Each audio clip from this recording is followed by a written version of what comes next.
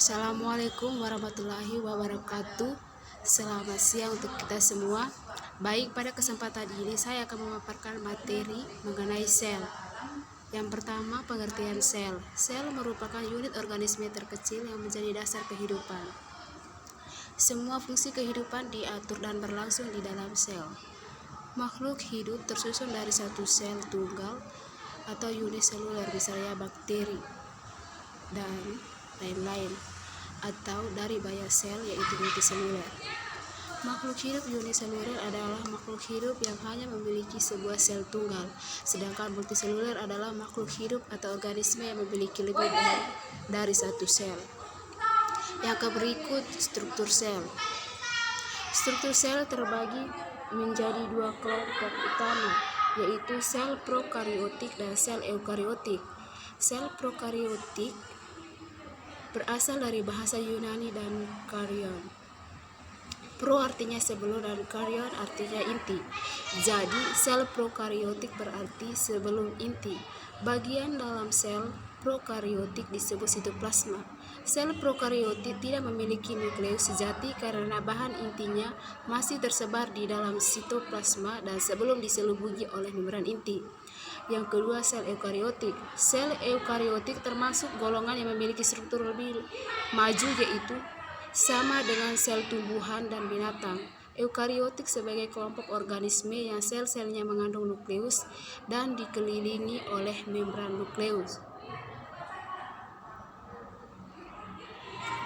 Yang ke-C, bagian komponen sel dan fungsinya. Yang pertama, membran sel. Membran sel merupakan batas antara lingkungan luar dengan bagian dalam sel. Membran sel bersifat selektif permeabel, yaitu hanya dapat dilewati oleh zat-zat tertentu seperti glukosa, asam amino, gliserol, dan ion. Perpindahan molekul tersebut terdiri dari dua macam, yaitu transport pasif, perpindahan molekul atau ion tanpa menggunakan energi, dan terjadi secara spontan dari konsentrasi tinggi ke rendah. Yang kedua, sitoplasma. Sitoplasma merupakan cairan yang mengisi sel yang mengandung berbagai zat yang koloid. Fungsi kehidupan utama berlangsung di sitoplasma. Di dalam sitoplasma terdapat organel-organel yang melayang-layang dalam cairan kental. Koloid sitoplasma bukan merupakan cairan yang serba sama atau homogen, melainkan cairan yang beraneka ragam atau heterogen. Koloid ini terdiri dari air, senyawa organik yaitu protein, gula, lemak, enzim, hormon, dan garam mineral. Sitoplasma berfungsi sebagai tempat berlangsungnya reaksi metabolisme sel. Yang berikut, inti sel atau nukleus. Nukleus biasanya terbentuk oval atau bulat yang berada di tengah-tengah sel. Di dalam inti sel atau nukleus terdapat nukleolus dan benang kromosom. Cairan ini tersusun atas air, protein, dan mineral. Kromosom merupakan pembawa sifat menurun yang di dalamnya terdapat DNA dan RNA. Inti sel diselubungi membran luar dan dalam yang terdiri atas nukleoplas dan kromosom. Nukleus berfungsi sebagai pusat pengatur kegiatan sel.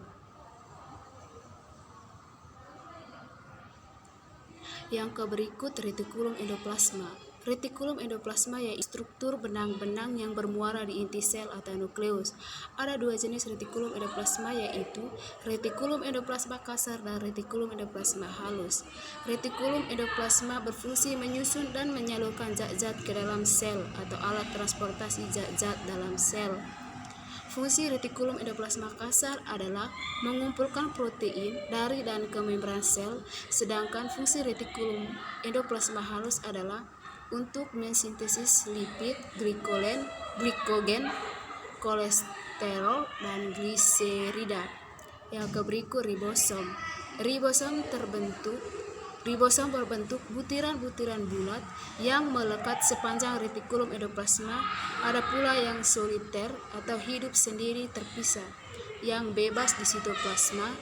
Ribosom berfungsi sebagai tempat untuk sintesis protein. Yang berikut, sitokinin. Sitoskeleton terdiri dari dua kata, yaitu sito yang artinya sel dan skeleton yang artinya rangka. Jadi sitoskeleton itu adalah rangka sel yang berbentuk benang-benang halus atau filamen-filamen protein dan menyebar di sitosol. Sitoskeleton juga berfungsi untuk mengatur pergerakan yang ada di dalam sel dan mempertahankan organel-organel sel untuk tetap stay di tempatnya masing-masing. Yang berikut plastida. Plastida merupakan badan bermembran rangkap yang mengandung membran tertentu. Plastida mengandung pigmen hijau atau klorofil, sedangkan yang berisi amilum disebut amiloplas. Plastida hanya terdapat pada sel tumbuhan. Ada 3 jenis plastida, yaitu leukoplas, kloroplas, dan kromoplas. Leukoplas adalah plastida berwarna putih yang berfungsi sebagai penyimpanan makanan dan terdiri dari amiloplas atau untuk menyimpan amilum. Ilaloplas untuk menyimpan lemak atau minyak, dan proteoplas untuk menyimpan protein. Kloroplas yaitu plastik yang memiliki pigmen warna hijau. Kromoplas yaitu plastik yang mengandung pigmen seperti berwarna kuning, vicodinin biru, vicosantin kuning, dan vicoeritrin merah.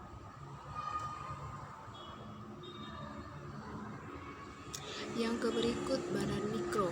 Badan mikro memiliki bentuk yang menyerupai lisosom, agak bulat dengan diameter 0,3 sampai 1,5 Nm yang di dalamnya berisi enzim, katalase, dan oksidase. Terdapat 2 jenis badan mikro, yaitu peroksisom dan glioksisom. Peroksisom terdapat pada sel hewan, fungi, dan daun tanaman tingkat tinggi. Fungsi peroksisom yaitu membantu dalam penyerapan cahaya dan respirasi, melindungi sel dari H2O2, dan berperan dalam perubahan lemak menjadi karbohidrat. Glioksisom terdapat dalam sel tanaman. Fungsi glioksisom yaitu berperan dalam metabolisme asam lemak dan tempat terjadinya siklus giloksilat. Yang berikut sel tumbuhan. Sel tumbuhan adalah sel yang ada pada tumbuhan dan berfungsi untuk membantu kehidupan serta pertumbuhan dari tumbuhan. Sel tumbuhan ini memiliki struktur yang akan mempengaruhi perkembangan dari tumbuhan itu sendiri. Berikut beberapa struktur sel tumbuhan. Yang pertama, dinding sel, membran plasma, ribosom, mitokondria, vakuola, nukleus, plastida, badan Golgi, retikulum endoplasma.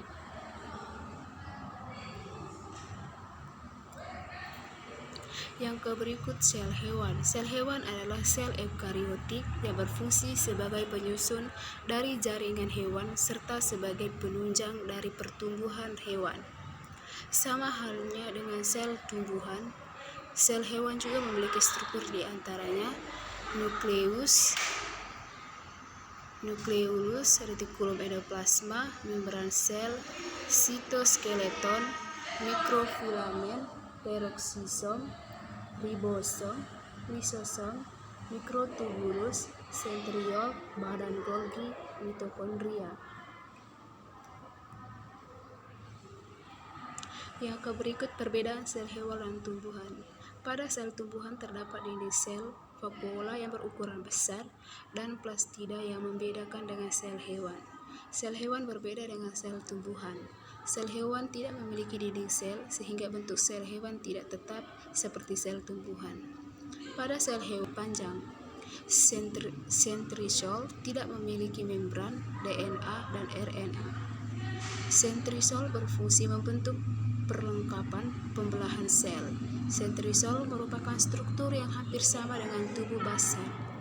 Tubuh basal terdapat di bagian dasar dari setiap silia dan flagela. Tubuh basal membantu pengaturan mikrotubulus yang menyusun silia dan flagela. Pada sel tumbuhan, sentrisol tidak berperan penting karena telah diketahui bahwa perlengkapan pembelahan sel terbentuk tanpa adanya sentrisol atau struktur lain yang tampak dalam sentrosol. Pada sel hewan, terdapat daerah sumber penyebaran mikrotubul bernama sentrosom yang bertindak sebagai pusat pengatur mikrotubulus. Baik, demikian pemaparan materi dari saya. Kurang dan lebihnya saya mohon maaf. Assalamualaikum warahmatullahi wabarakatuh.